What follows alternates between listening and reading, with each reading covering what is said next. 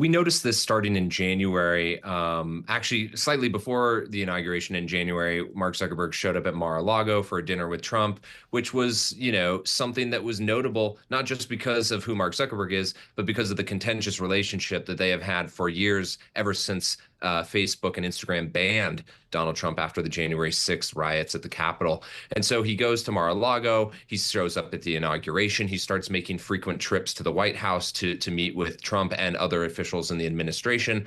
And so we just sort of set out to figure out what is this strategy here, right? On the one hand, it seems somewhat obvious. Everyone, wants to be close to that center of power in DC and build those relationships. But given the history between these two men, it was very notable. Like, is this a shift in Mark Zuckerberg's personal politics, or is this just him simply trying to play this political game? And I think through the reporting and interviews that we did, I think what we sort of came to see was this picture of a CEO who's less tied to his own specific, political ideals and more a sense of self-preservation, right? He's someone who out to try and make sure that he and his company survive, and that's what this is all about. Which was so striking in your piece, because what came up for me is that no one seems to like Mark Zuckerberg. Whether you're a Democrat or Republican, everyone seems to ignore him and not like him. So to your point, it's really about the political showmanship.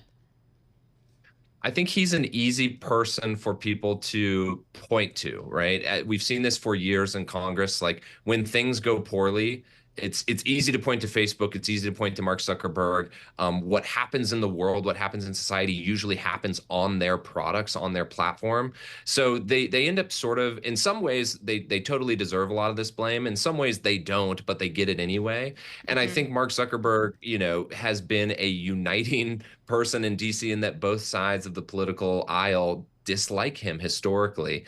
And so on the one hand, you can understand, why he would want to try and forge this relationship with President Trump. On the other hand, it's unclear if it's working. And I think that we have sort of, to this point, not seen the returns on those efforts from him.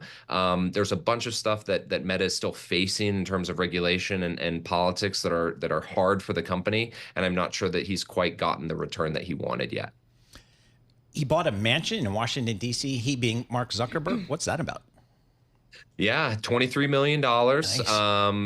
as we all do, buy I believe, like a fourth home.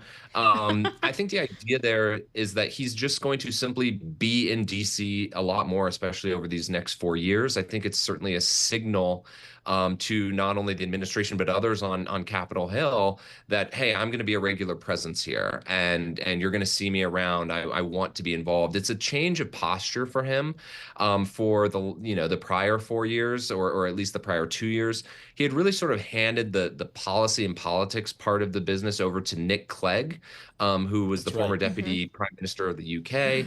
But Clegg announced that he's leaving shortly after the election. And I think Mark Zuckerberg has sort of picked up that baton, and he's sort of said, I need to be the person to do this. Donald Trump doesn't want to deal with a number 2 or a number 3 at any company, right? President Trump wants to deal with the CEO. And I think Mark Zuckerberg knows that, which is why he's showing up in DC himself as often as he is. What you also talk about in the piece is just the contrast between Elon Musk and Mark Zuckerberg, like two entrepreneurs, incredibly brilliant, starting different companies, and just how politically their paths have diverged. Yeah, we had this section in the story about how it was described as a sort of Elon envy on Mark Zuckerberg's part. So you can kind of imagine he's, for years, kind of getting grilled, as we talked about, by politicians on both sides. He spent a lot of time, at least a few years ago, apologizing, right? Hey, we need to do better. We're going to do better. Kind of like trying to appease everybody to no success. And meanwhile, you look out, if you're Mark Zuckerberg, and you see what Elon Musk is doing, and he's pretty much just doing whatever he wants, consequences be damned. And I think there developed a sense of like, why am I out here apologizing? Why am I out here trying to please everybody and play down the middle and all this stuff when he's out there, he being Elon, picking a side, donating, hundreds of millions of dollars to the Trump campaign, literally campaigning for the president while running a social network. And there seems to be no repercussions. And so I think over time he developed, like I said, this like Elon envy, this sense that maybe I'm doing it wrong and he's doing it right. And I think we've seen some of that sort of show up in the way we see Mark Zuckerberg the last, 6 to 12 months. He's a lot less, he's an unapologetic guy as far as how he used to be. And I think Elon has a lot to do with that.